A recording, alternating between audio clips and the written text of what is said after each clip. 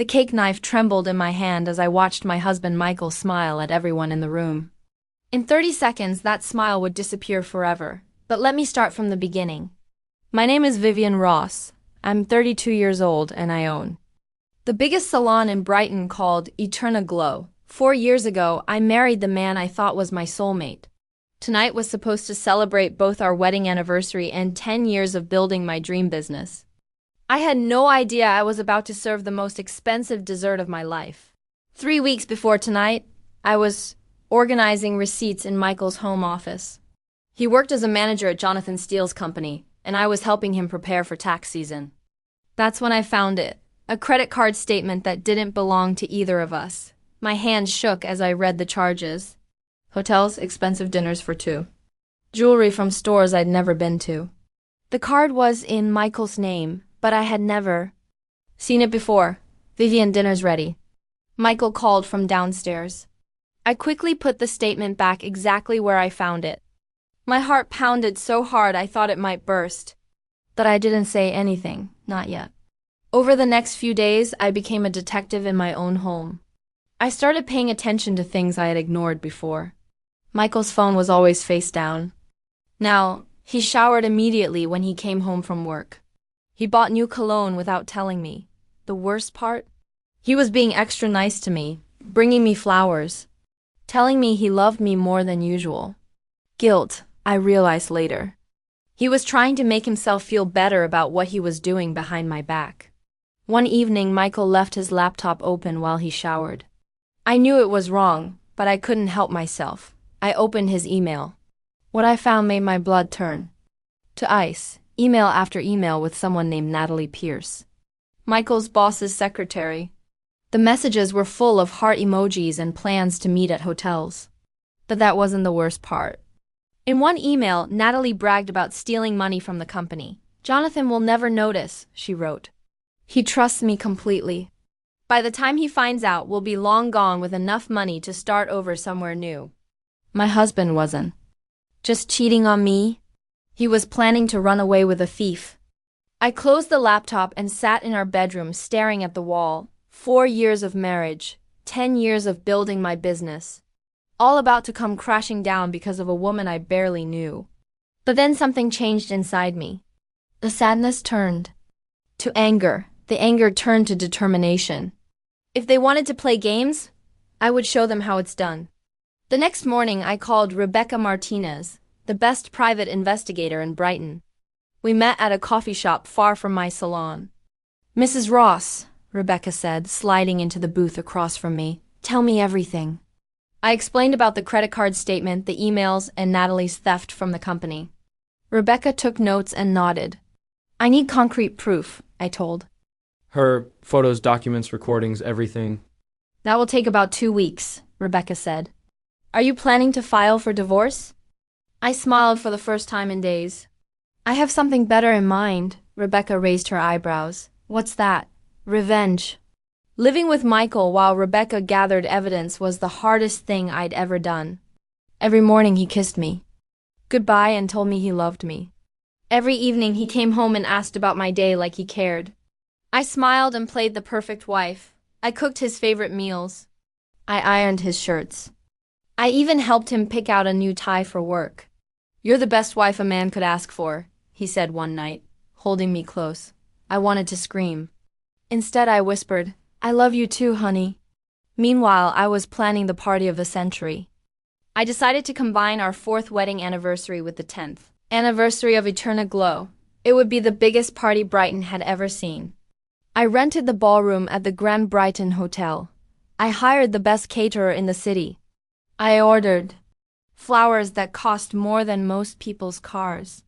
And I made sure to invite everyone who mattered, family members, friends from church, my biggest salon clients, business partners, and most importantly, Michael's entire office, including his boss, Jonathan Steele, and his secretary, Natalie Pierce. Are you sure you want to invite my work people? Michael asked nervously when I showed him the guest list. Of course, I said sweetly. They're like family to you. Michael's face went pale. Maybe we should keep it small this year. Nonsense, I replied. We have so much to celebrate. 4 beautiful years together. 10 successful years for my salon. And who knows, maybe there will be some surprises. I had no idea how right I was. 3 days before the party, Rebecca called me. I have everything you need, she said. Can you meet me at the coffee shop? I rushed over, my heart pounding with excitement and dread. Rebecca spread photos across the table. Michael and Natalie holding hands outside a hotel, kissing in his car, shopping together for jewelry. Each picture felt like a knife in my chest. There's more, Rebecca said, handing me a folder. Bank statements showing money transfers from the company account to Natalie's personal account. Always small amounts, but they add up to over $50,000. My mouth fell open. 50,000? And here's the recording device you asked for, Rebecca said, sliding a tiny microphone across the table. It's voice activated and will record for up to 6 hours. I stared at all the evidence. Photos, documents, recordings. Everything I needed. To destroy both of them. Are you sure you want to do this at the party? Rebecca asked gently. It's going to be very public. Very messy. I gathered up all the evidence and put it in my purse. They made their choice public when they decided to humiliate me. Now it's my turn. The morning of the party, I woke up before dawn. Michael was still sleeping beside me, looking peaceful and innocent. For a moment, I almost felt sorry for him. Then I remembered the photos of him kissing Natalie and the feeling. Past, I got dressed carefully. A beautiful red dress that made me look powerful and confident. Diamond earrings Michael had given me for our 2nd anniversary. My grandmother's pearl necklace for luck. You look amazing, Michael said when he woke up. I'm the luckiest man alive. Yes, I said, applying my lipstick in the mirror. You are? I spent the day at the salon, getting everything ready. My staff decorated the space with anniversary banners. Regular clients stopped by to wish me well. Everyone was excited about the party. Mrs. Ross, said Jamie, my assistant manager. The cake delivery people want to know what time to bring the cake to the hotel. I checked my watch. Tell them 8 p.m. exactly. Not a minute before. The cake was the most important part of my plan. The Grand Brighton Hotel ballroom looked like something from a fairy tale. Crystal chandeliers hung from the ceiling. White roses and gold ribbons decorated every table. A live band played soft jazz music. Michael looked handsome in his black suit and the tie I had helped him pick out. He stood beside me, greeting guests and playing the role of the devoted husband. Vivian, you outdid yourself, said Mrs. Henderson, one of my biggest salon clients. This is beautiful. Thank you, I said, scanning the room. I wanted tonight to be unforgettable. My parents arrived, followed by Michael's family. My college roommates came with their husbands. The mayor of Brighton stopped by to congratulate me on 10 successful years in business. And then I saw them. Jonathan Steele walked through the ballroom doors wearing an expensive suit and a confident smile. He was a tall man with silver hair and the kind of presence that made people notice him. Right behind him was Natalie Pierce. She was beautiful, I had to admit. Long blonde hair, perfect makeup, and a tight black dress that showed off her figure. She looked around the ballroom with hungry eyes, like she was calculating how much everything cost. When she saw me, she smiled and waved like we were old friends. I waved back, my heart racing with anticipation. Vivienne! Jonathan Steele approached, with his arms open. Congratulations on this amazing milestone. 10 years is incredible in the salon business. Thank you, Mr. Steele, I said, accepting his hug. Michael speaks about you all the time. He says you're the best boss he's ever Had. Jonathan laughed. Michael is being modest. He's one of my best employees. And Natalie here keeps our whole office running smoothly. Natalie stepped forward with that fake smile still plastered on her face. Mrs. Ross, your salon is absolutely gorgeous. I drive past it every day on my way to work.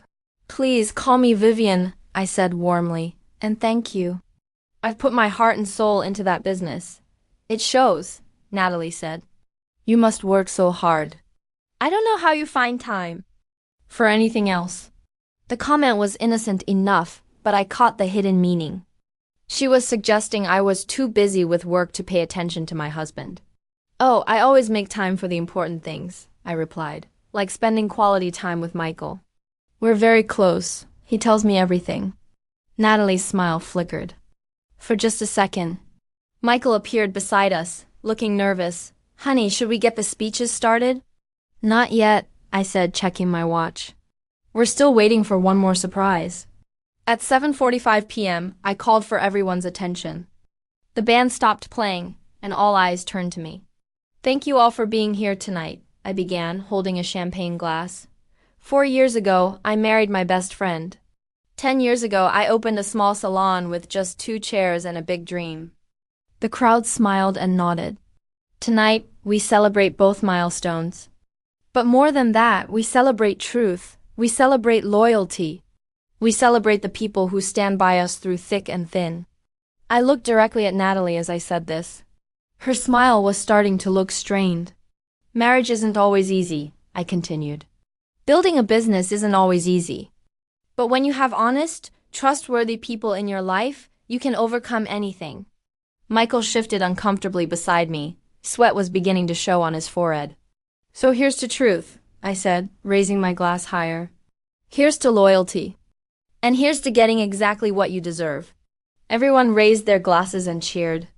Everyone except Michael and Natalie. They were both staring at me with growing alarm. At exactly 8 p.m., the hotel staff wheeled in the most beautiful cake Brighton had ever seen. 3 layers of white and gold, decorated with real roses and sparkly ribbons. It was almost too pretty to cut. Oh my goodness, gasped Mrs. Henderson. Vivian, this is stunning.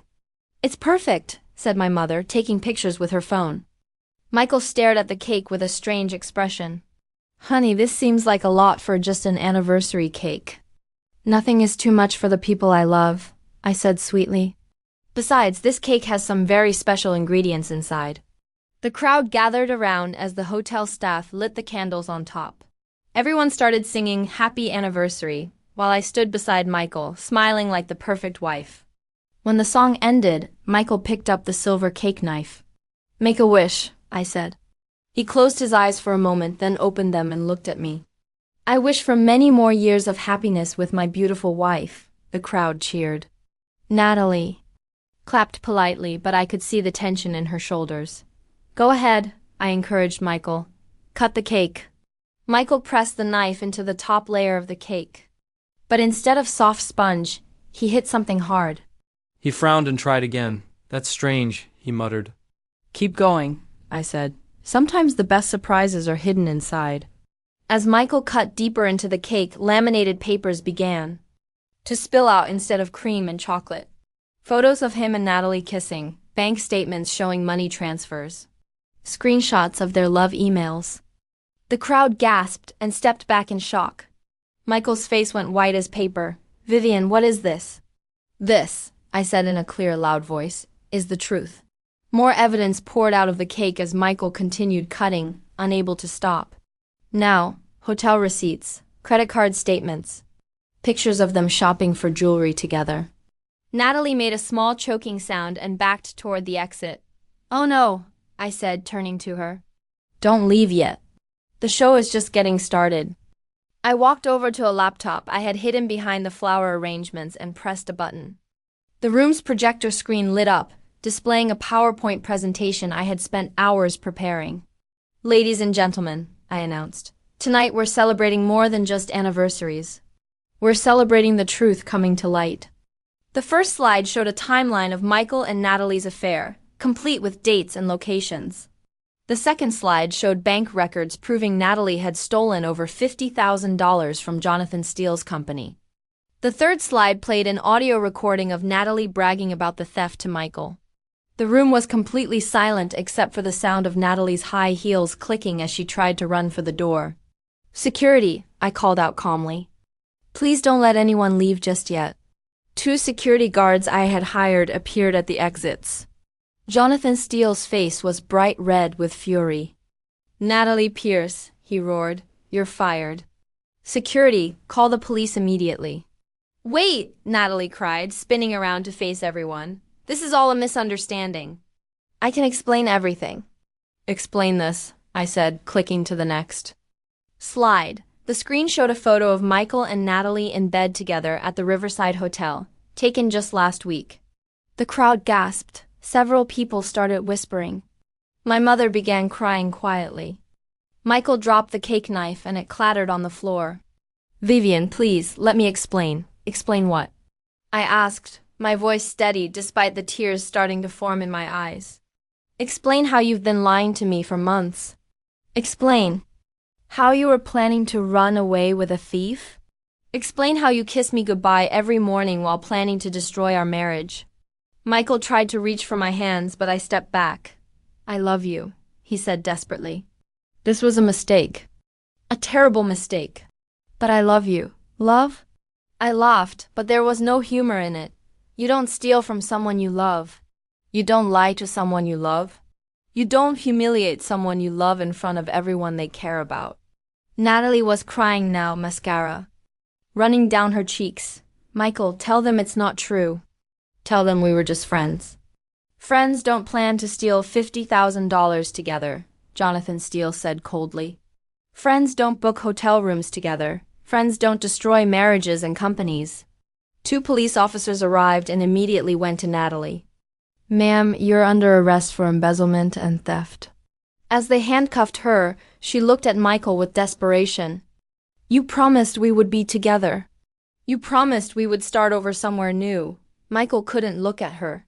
He couldn't look at me either. The police led Natalie away while she screamed about how this wasn't fair, how I was crazy, how she was innocent, but the evidence didn't lie.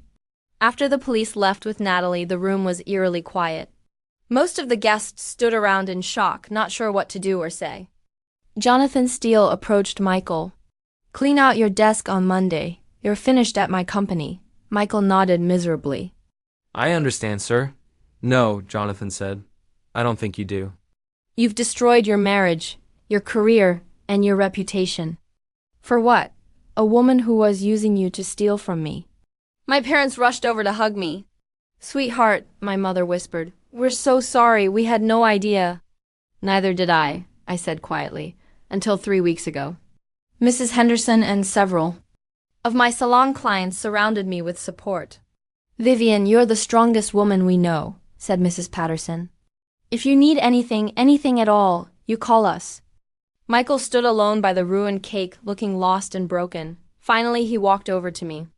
Vivian, I know I don't deserve it, but can we talk privately? I looked around the room at all the people who truly cared about me. My real family. My real friends.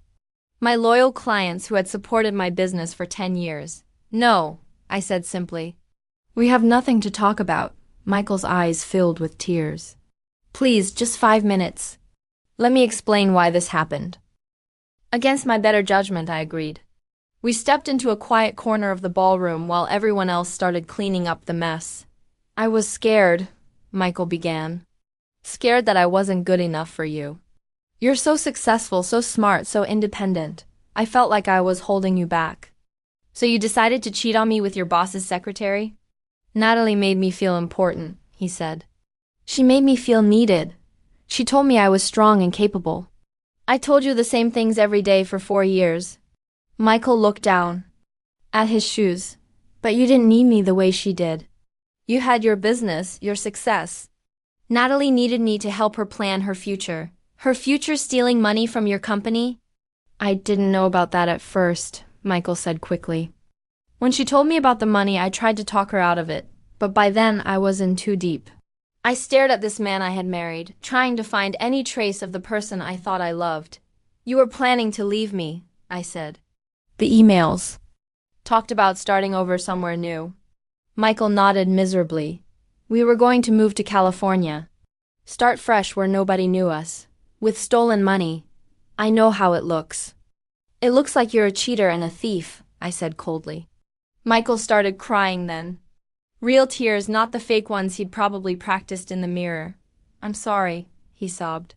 I'm so sorry, Vivian. I ruined everything. I ruined us. For a moment, I almost felt sorry for him. This broken, pathetic man crying in front of everyone he'd disappointed. Then I remembered all the lies. All the mornings he'd kissed me while planning to betray me. All the nights he'd held me while thinking about her. You're right, I said quietly. You did ruin everything. But you know what? You did me a favor. Michael looked up in confusion. You showed me who you really are, I continued.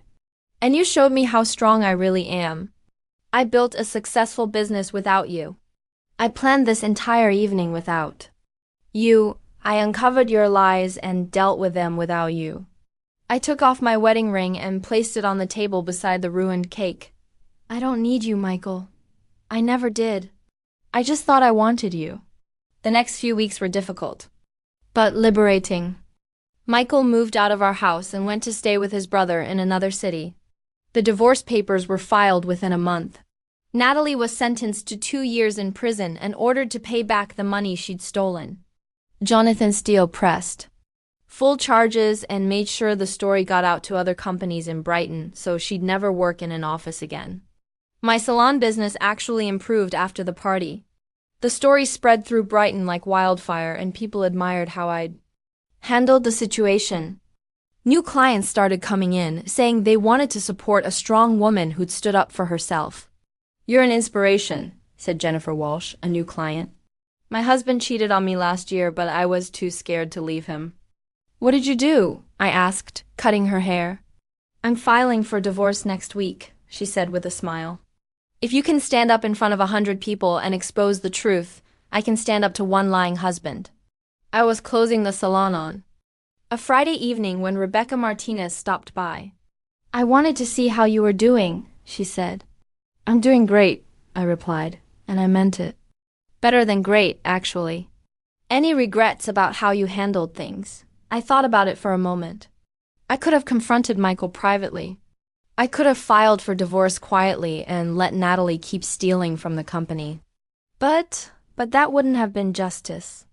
Michael and Natalie made their choices publicly, flaunting their affair around town, risking other people's money and reputations. They deserved public consequences. Rebecca nodded. And how do you feel about Michael now? I feel nothing. I said honestly, no anger, no sadness, no regret. He's just someone I used to know. A year later, I was asked to speak at a women's business conference in Brighton. The topic was overcoming personal challenges in professional life. Ladies, I began, looking out at the audience of successful women. Sometimes the worst thing that happens to you turns out to be the best thing that could have happened. The crowd listened intently. When my husband cheated on me with his boss's secretary, I thought my world was ending. But actually it was just beginning. I told them about the investigation, the party, the cake filled with evidence instead of cream. The moral of the story isn't about revenge, I said. It's about truth. It's about standing up for yourself. It's about refusing to let people treat you poorly just because you love them. After my speech, a young woman approached me. Mrs. Ross, she said nervously. My boyfriend has been acting strange lately. I found some text messages on his phone. That worried me, but I'm scared to confront him. Don't confront him, I said. Investigate him, get the truth first. Then decide what to do with it. What if I don't like what I find? Then you'll know exactly what kind of person you're dealing with. And knowledge is power. Today, 3 years after that anniversary. Party, I'm happier than I've ever been. Eterna Glow has expanded to 3 locations across Brighton. I've written a book about my experience called Serving Justice, How I Found Strength in Betrayal. I'm dating a wonderful man named David who owns a restaurant downtown. He's honest, kind, and treats me with the respect I deserve. We've been together for 8 months, and I'm taking things slowly this time. Do you ever miss being married? David asked me last week over dinner. I miss being married to someone who deserved it, I replied. I don't miss being married to someone who lied to me every day. Michael tried to contact me a few times in the first year after our divorce. He sent letters apologizing and asking for forgiveness. I never responded. As for Natalie, she got out of prison after 8 months and moved to another state. I heard she's working as a waitress now and can't get hired for any office jobs because of her criminal record. The cake that changed my life is still talked about in Brighton. The Grand Brighton Hotel has gotten several requests from other scorned spouses wanting to book the same ballroom for similar revenge parties. I always tell them the same thing: get your evidence first. Then serve it however you think is appropriate. But make sure you're ready for the consequences. Sometimes people ask me if I feel guilty about destroying Michael's career and Natalie's life so publicly. The answer is no. They destroyed their own lives with their choices. I just made sure everyone knew about it. Michael chose to cheat on his wife. Natalie chose to steal from her employer.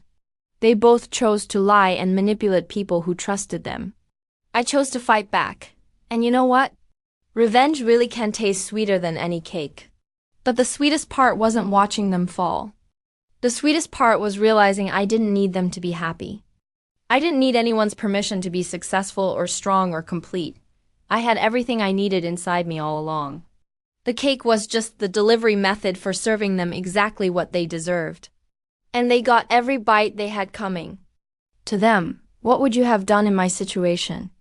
Have you ever had to expose someone's lies in such a dramatic way? Share your thoughts in the comments below. And don't forget to subscribe for more real-life stories of justice and redemption.